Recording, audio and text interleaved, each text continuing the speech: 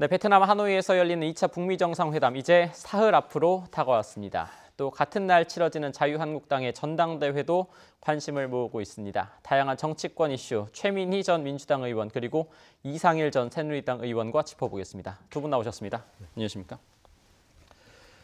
네, 앞서도 전해드렸지만 지금 2차 북미 정상회담이 사흘 앞으로 다가왔고요. 또 지금 북한 김정은 국무위원장도 하노이로 열차를 통해서 이동하고 있다는 소식까지 들어와 있습니다. 이 얘기 먼저 좀 짚고 가야겠는데요. 최민희 의원님, 아무래도 여당 소속이시다 보니까 여당 입장에서 봤을 때 이번 북미 정상회담 어떻게 좀 진행돼야 된다고 보십니까? 이게 여당 야당을 떠나서 한반도의 평화가 정착되는 이 과정은 다 좀 북미 정상회담이 성과를 내서 북한도 실질적인 비핵화에 성큼 다가서고 미국도 제재 완화를 해주기를 기대하고 있을 겁니다. 네. 그런데 저는 최근에 나온 말 중에 김정은 위원장의 어제 말이 제일 인상적이었던 것 같아요. 내가 가장이고 아이의 아버지다. 네. 그래서 우리 아이들이 핵을 이고 살게 하고 싶지 않다는 이 말은 김정은 위원장이 그동안에 했던 어떤 비핵화 의지보다도 강력한 의지였다. 이렇게 봅니다. 그래서 그리고 다른 한편도 생각하면요. 네.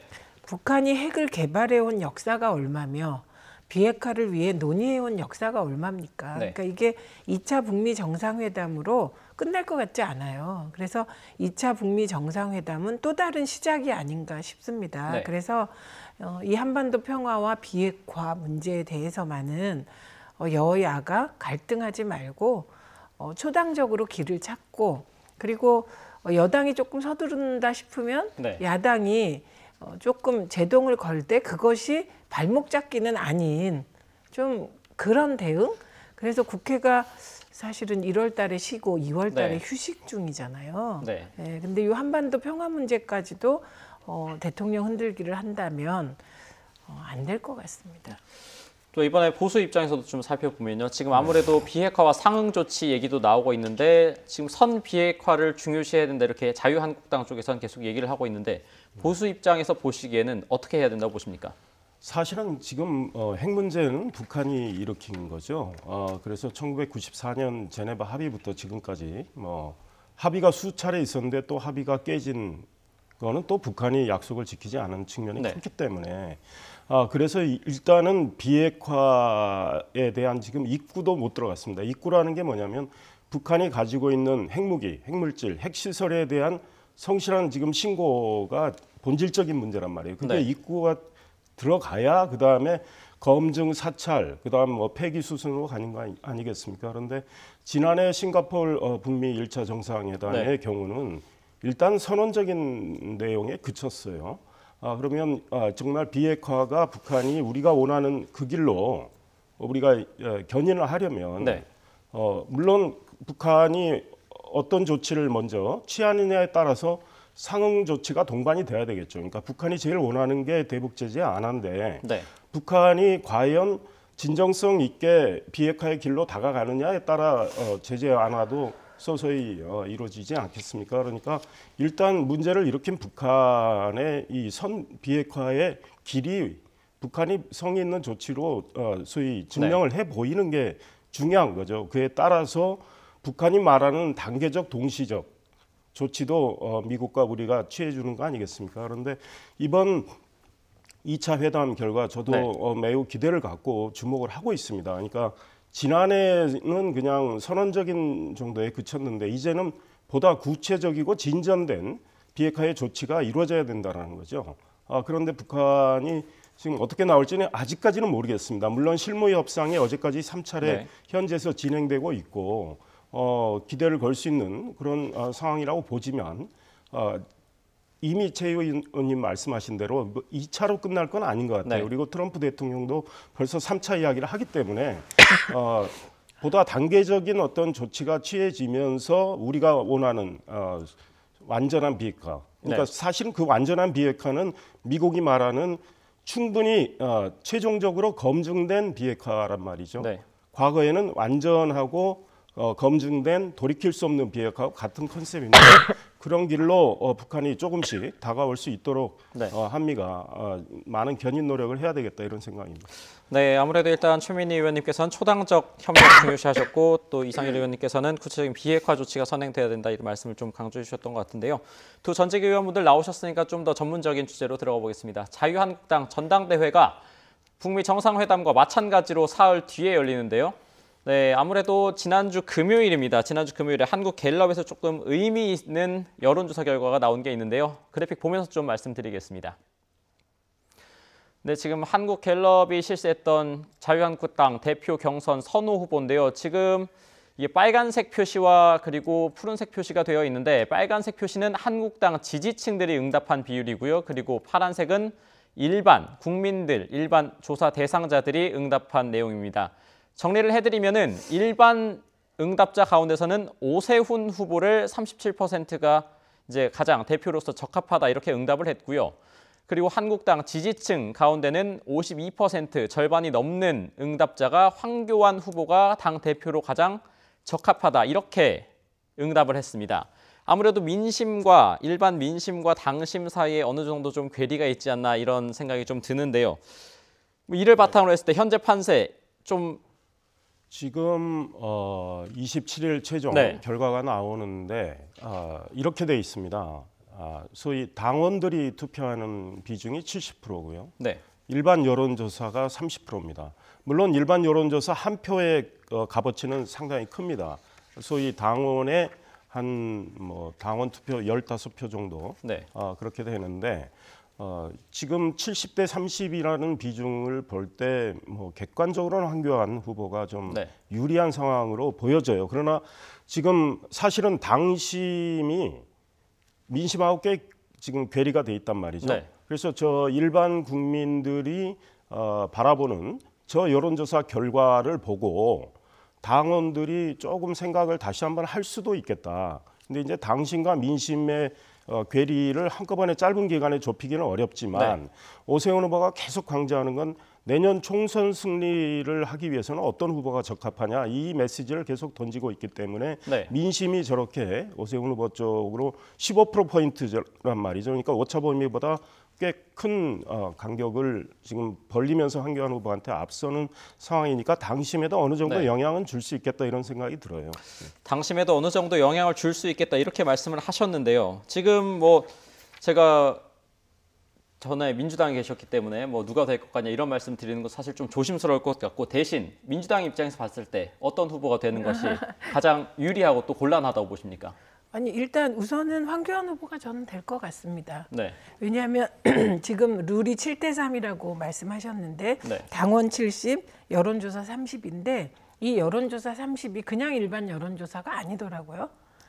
전화를 해서 물어보고 자유한국당 지지자라고 응답한 분들에 대한 여론조사예요. 그러니까 이게 역선택 방지를 위해서 그렇게 하는 것 같아요. 그렇기 때문에 당대표 선거는 어쨌든 당심이 결정하는 거기 때문에 네. 황교안 후보가 될 가능성이 가장 많다 이렇게 봅니다. 근데 그렇게 되면 민주당 입장에서는 총선 구도 짜기가 비교적 쉽겠죠. 예, 왜냐하면 황교안 전 총리의 경우는 네. 우선 박근혜 대통령이 법무부 장관에 임명했고 총리로 발탁했고 네. 박근혜 전 대통령 탄핵 당했을 때 권한대행이었습니다. 그러니까 이건 그냥 정치권에서 얘기할 땐 박근혜 사람인 거예요. 네. 그런데 이번에 보니까 5.18에 대해서도 되게 애매한 입장을 내놓고 그러고 있기 때문에 구도 짜기는 쉬울 것 같습니다. 네. 그리고 또 하나는 이번에 보니까 황교안 후보가 햄릿형 리더십이더라고요. 어떤 리더 좀 더 말씀해 주시죠. 예, 모든 그 질문에 대해서 명확한 답변을 하지 않고 네. 햄릿형 리더십이라는 게 이것이냐 저것이냐 그것이 문제로다. 끝없는 네. 그 고민에 빠지는 것이거든요. 그래서 이번 별명이 황세모. 네. 김진태 후보가 그렇게 얘기를 했었죠. 네, 예. 네. 그랬기 때문에 그러니까 구도 잡기가 쉽다. 그럼 누가 제일 편하냐? 그거는 김진태 후보가 같고요. 아, 네. 그다음에 오세훈 후보가 되는 것이 아마도 이거 청기 누설인데요. 좀 곤란하다 이런 청기 말씀이시죠? 누설이지만 네. 오세훈 후보가 되는 게 좀 가장 껄끄러울 것 같습니다. 왜냐하면 오세훈 후보가 되면 개혁 보수를 분명히 기치로 내걸고 네. 유승민, 안철수 이런 분들하고 통합 가능성이 가장 높기 때문에 한편으로는 제대로 된 경쟁이 가능할 것 같기도 하고 네. 한편으로는 껄끄러울 것 같습니다. 네, 아무래도 오세훈 후보가 계속해서 강조하고 있는 이 중도 확산 가능성에 대해서 좀 우려를 하고 계시는 것 같은데, 그럼 이제 좀 후보별로 좀 나눠서 이야기를 좀 해보겠습니다. 앞서 최민희 전 의원님이 박근혜 전 대통령 얘기를 해주셨는데요. 황교안 후보를 두고 지금 뭐 가장 불거지고 있는 게 박근혜 전 대통령 탄핵의 부당성에 대해서 TV 토론회에서 언급을 한 이후에 또 지난 5차 토론회에서 얘기를 한 게 바로 이 태블릿 PC 조작 가능성을 언급을 했거든요. 일단 좀 듣고 나서 이야기를 이어가 보겠습니다. 여기에 대해서는 또 어떤 입장이십니까? 이것도 혹시 세모입니까? 태블릿 PC에 대해서는 이미 조사가 많이 충분히 이루어진 부분이 있었고 이건 잘못된 부분이 많다. 그런 것을 토대로 해서 재판도 진행되고 있는 것으로 알고 있습니다. 그러면 잘못된 이게 문제가 많다, 조작됐을 가능성이 있다는 것에 좀 무게중심을 두고 계시는 겁니까? 제 개인적으로는 그렇게 보고 있습니다. 네, 지금 들어보셨는데 지금 김진태 후보가 계속해서 뭐 탄핵의 부당성에서부터 뭐 황세모다 이렇게 공세를 취하고 있고 또 태블릿 PC에 대해서도 지금 이야기를 하고 있는데 이 자유한국당 대표가 만약에 된다면 이렇게 태블릿 PC나 탄핵에 대해서 분명한 입장을 취하지 않거나 부당성에 대해서 어느 정도 부각을 하는 것이 도움이 된다고 보십니까? 이 당의 외연 확장에는 도움이 안 되죠. 그러니까 이미 황교안 후보가 대표가 됐을 때는 지금 우리 최 의원님 말씀하셨듯이 민주당 입장에서는 굉장히 편한 구도 짜기도 좋고 아마 민주당과 여권에서 굉장한 지금 비판이 들어갈 거고 언론인들이 또 반복적으로 물어볼 거예요. 네. 그러면 지금 탄핵과 관련해서 탄핵이 잘못됐다고 생각한다고 이제 그랬잖아요. 네. TV 토론에서. 그걸 가지고 다시 김진태 후보 쪽에서 뭐 이야기도 하고 오세훈 후보도 지적을 하니까 뭐 사실은 세모표시다. 네. 왜냐하면 헌법재판소의 결정은 존중을 한다. 그런데 형사사법 절차가 진행 중인 과정에서 탄핵이 이루어졌기 때문에 절차적으로 문제가 있다 이런 이야기를 하셨잖아요. 근데 네. 사실은 법무장관도 지내셨고 법조인이신데 우리 헌법의 탄핵 절차와 형사사법 절차는 전혀 별개의 문제거든요. 그러면 현 대통령은 임기 중에 형사재판 받을 수가 없어요. 형사소추를 받지 못하니까.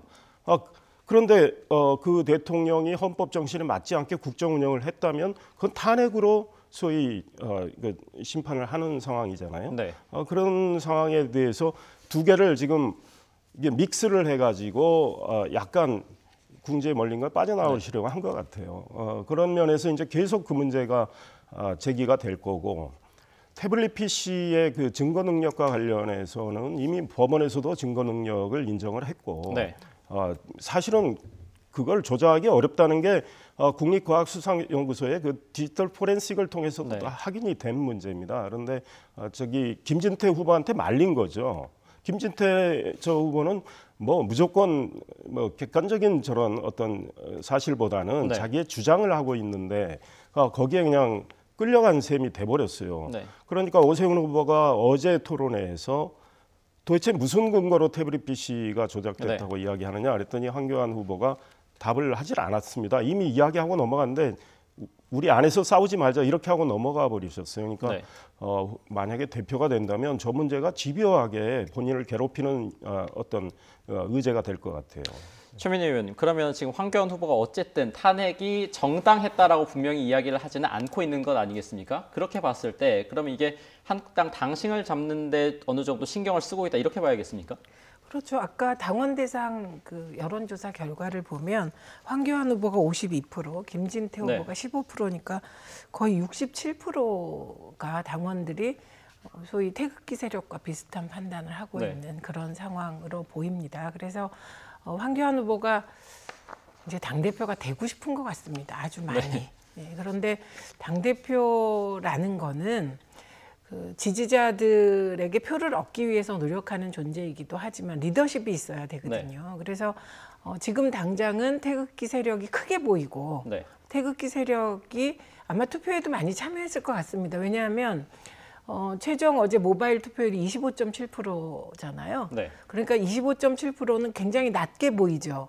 그런데 사실은 대부분의 정당 투표, 당원 투표 해보면 30%, 40% 넘기가 어렵습니다. 근데 네. 그중에 열성적인 지지자들은 투표를 하니까 아마도 태극기 세력은 투표를 많이 했겠죠. 그래서 이게 태극기 세력의 표를 하기 위한 전략으로는 유용할지 모르나 네. 태도를 분명하게 취하지 않은 점은 또 일부 태극기 세력으로부터는 배척당할 요소거든요. 네. 그래서 아마도 황교안 대표의 가장 큰 황교안 후보의 황교안 예. 후보의 가장 큰 아킬레스건은 햄릿형 리더십이 될 것 같습니다. 자, 그러면 지금 계속해서 말씀하시는 연장선으로 이어봤을 때 이 박근혜 전 대통령 탄핵의 부당성 그리고 태블릿 PC에 대해서 황교안 후보를 가장 많이 공격하는 게 오세훈 후보입니다. 그러면서 또 이제 합동 연설회를 갔을 때 탄핵을 인정하자. 뭐 황교안 전 총리를 탄핵 총리라고 이야기를 하면서 중도 확장에 본인이 가장 적합한 후보다 이렇게 얘기를 하고 있는데 아무래도 이제 내일부터 여론조사가 시작이 되는데 막판 대역 전국을 좀 기대를 하고 있는 것으로 캠프에서는 보이는데 효과가 있을까요? 그러니까 오세훈 후보는 자기의 입장과 시각을 분명히 밝힌 거죠. 네. 그러니까 지금 김진태 후보가 뭐 만약에 탄핵과 관련해서 X라고 한다면 네. 지금 황교안 후보는 뭐 세모라고 저희가 봐준다면 네. 오세훈 후보는 분명한 O예요. 예. 예, 그렇기 때문에 탄핵의 어떤 불가피성, 그다음 그 당시 이제 국민들이 보여줬던 국민 다수의 의견 뭐 이런 거를 보고 이제는 그 박근혜 전 대통령을 극복을 하고 네. 뭐 좀 미래로 가자 이런 차원이고 그 속에는 내년 총선과 그 이후에 있을 대선을 겨냥해서 당의 어떤 외연을 확장하자. 네. 그러니까 현재 중도층과 무당파층에 더 다가가야 우리가 내년 총선 이길 수 있는 거 아니냐 이런 이야기죠. 총선을 이겨야 정권 교체할 수 있는 기반이 마련되는 거 아니냐. 그런 맥락에서 오세훈 후보는 계속 반복적으로 자기의 입장을 개진을 했습니다. 그러니까 오세훈 후보가 27일 결과에서 당대표가 되지는 않더라도 네. 본인의 어떤 저런 스탠스는 보다 개인적으로는 또 멀리 내다보는 차원에서 저는 그다지 나쁘지 않았다고 보고요. 지금 그다음 멀리 내다보는 거 말씀을 하셨는데 그럼 당장도 사실 조금 좀 들여다보면 지금 이렇게 선명하게 본인의 이 입장을 밝히는 것이 이번 당심을 잡는 데는 얼마나 효과가 있겠습니까? 당심 자체에서는 오히려 불리하게 작동할 수도 있어요. 왜냐하면 강한 보수 성향이 있는 분들의 응집력이 강한 또 측면이 있어서 그러나 또 당의 미래를 걱정하는 분들. 예, 잠시 이상일 전 의원님의 말씀 끊고요. 예, 박원순 서울시장을 비롯해서 전국 15개 시도 광역단체장들이 국회에서 자유한국당 의원들의 5.18 망언 발언을 규탄하는 기자회견을 엽니다. 네, 지금 현장 화면 보고 계시는데요. 이재정 민주당 대변인입니다. 전체 17개 시도지사 가운데 한국당 소속의 권영진 대구시장과 이철우 경북도지사만 빠졌습니다. 현장 화면 보겠습니다. 함께하고 계십니다. 김영록 정남도지사님 함께하십니다. 박남춘 인천시장님을 대신하여 인천 정무부시장님, 허종식 부시장님 오셨습니다. 예, 먼저 5.18 민주화운동의 올바른 인식 가치실을 위한 대한민국 시도지사 공동 입장문 발표의 경과보고 그리고 또 입장문 발표 그에 이어서 간단한 발언 연이어서 진행하도록 하겠습니다. 병가와 당의 입장문의 취지에 대해서 박원순 서울특별시장님께서 말씀 주시겠습니다. 네, 이재정 의원님 감사드립니다. 최근 5.18 민주화 운동에 관한 일부 인사들의 망언에 대해서는 우리 사회에 아주 큰 충격을 주고 있고 또 큰 분노를 느끼고 있습니다. 이미 5.18 민주화 운동은 여야 합의에서 5.18 특별법이 만들어지고 또 5.18은 이미 국가기념일로 지정돼서 매년 정부의 주도에서 기념 행사가 치러지고 있는 상황입니다. 5.18 민주화운동은 이미 우리 국민들이 우리 역사에서 아주 찬란한 민주화의 과정으로 이해되고 있고 또 보편적으로 동의하고 있습니다. 그럼에도 불구하고 이러한 망언은 도저히 묵과할 수 없다는 그런 국민적 인식하에 우리 시도지사들은 공동의 성명을 채택하기로 하고 오늘 이 자리에 모였습니다. 이 자세한 내용은 이제 성명서를 함께 우리 시도지사님들이 낭독하는 것으로 그렇게 하겠습니다. 감사합니다.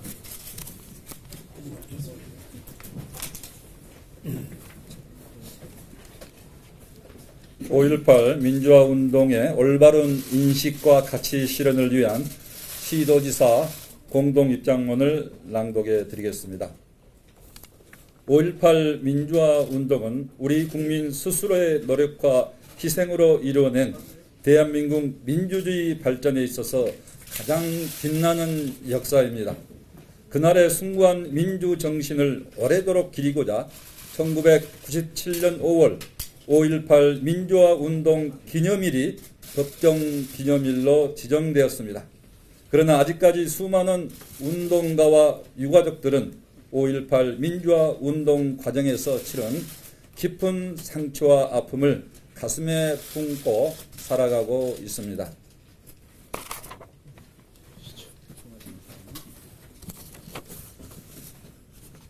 그럼에도 불구하고 최근 우리 사회 구성원의 극히 일부는 5.18 민주화운동의 역사적 사실과 그 정신을 정치적 목적으로 이용하기 위해 폄훼와 왜곡을 일삼고 있습니다.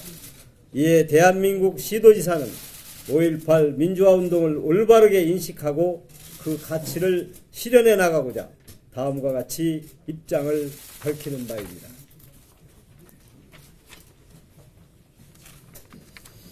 하나, 네, 지금 국회 정론관에서 벌어진 이제 박원순 서울시장을 포함한 전국 15개 시도 광역단체장들의 자유한국당 의원들의 5.18 망언 발언에 대한 규탄 기자회견을 들으셨습니다.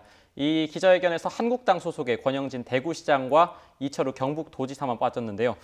일단 먼저 최민희 전 의원님께 좀 묻겠습니다. 아무래도 오늘 이 박원순 서울시장을 비롯해서 주로 민주당 소속 시도지사들이 주축이 된 가운데 기자회견을 열었는데 이 의미를 좀 어떻게 봐야겠습니까?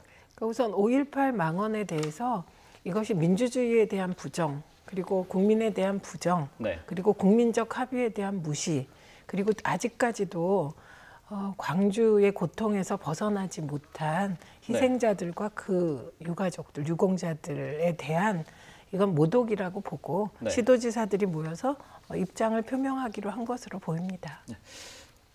근데 지금 사실 눈에 띄는 것이 전국 17개 시도지사 가운데 한국당 소속의 권영진 대구시장이랑 이철우 경북도지사가 빠졌는데 아무래도 권영진 대구시장 같은 경우에는 SNS를 통해서 이용섭 광주시장에게 사과의 뜻을 밝히기도 했단 말입니다. 근데 그렇습니다. 이렇게 이름을 좀 뺀 것, 이 부분은 어떻게 봐야겠습니까? 왜냐하면 저 내용과 관련해서는 권영진 대구시장은 아마 동의를 할 겁니다. 그런데 이제 민주당 소속의 시도지사들이 주도하는 저 모양새에 본인이 같이 끼기는 아무래도 적절치 않다고 판단한 거죠. 네. 원희룡 제주지사 같은 경우는 무소속이니까 네. 좀 운신의 그 여유가 있는 상황이고요. 내용에 대해서는 뭐 부정할 수 없는 거라고 봅니다. 그리고 우리 국민의 합의가 이미 네. 다 이루어졌고 이미 역사적으로 그 의미에 대해서는 입법을 통해서도 다 평가를 하고 민주화를 위한 숭고한 어떤 희생, 네. 헌신이었지 않습니까? 그런데 이 시도지사들께서 좀 너무 뒤늦게 저런 입장을 내고 네. 또 민주당 소속이란 말이에요. 그러니까 한국당에 대한 정치적 압박을 좀 가하겠다 이런 맥락으로도 또 이해가 되니까 조금 정치적으로 논란을 또 벌일 수 있는 측면도 있다 이런 생각이 듭니다. 네, 아무래도 좀 정치적 압박 차원에서 좀 해석을 해주셨는데요. 저희가 이 시도지사들의 기자회견을 보기 전에 자유한국당 전당대회 얘기를 계속 하고 있었는데요. 저희가 오세훈 후보에 대해서 이야기를 좀 하고 있었는데 아까 이상일 전 의원님께서 하시던 말씀이 있었는데요. 짧게 끝내겠습니다. 오세훈 후보의 그 탄핵에 대한 그런 입장 표명이 네. 단기적으로는 당심의 본인한테 오히려 부정적인 영향을 미칠 수는 있지만 네.